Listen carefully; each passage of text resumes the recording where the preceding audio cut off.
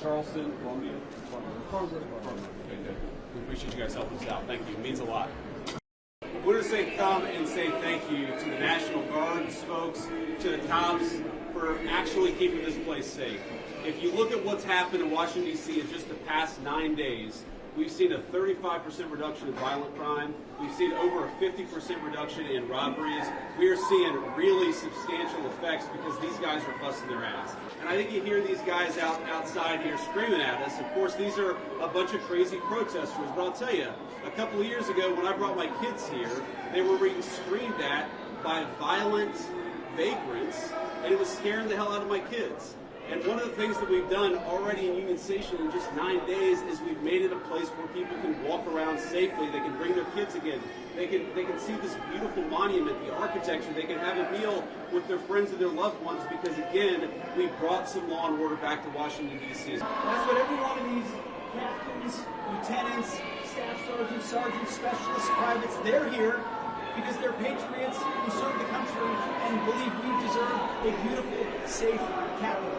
And the voices that you hear out there, those crazy communists, they have no roots, they have no connections to the city, because me, Pete, and the Vice President are all going to leave here, and inspired by them, we're going to add thousands more resources to this city to get the criminals and the gang members out of here. We're going to dismantle those networks, and we're going to prove that a city can serve for the law-abiding citizens who live there.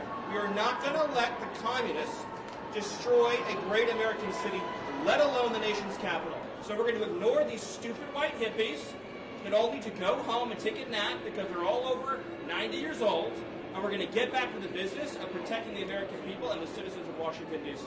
So I think Union Station is a great example of what's possible when you actually have the political willpower to bring law and order and common decency back to the public spaces of the United States of America.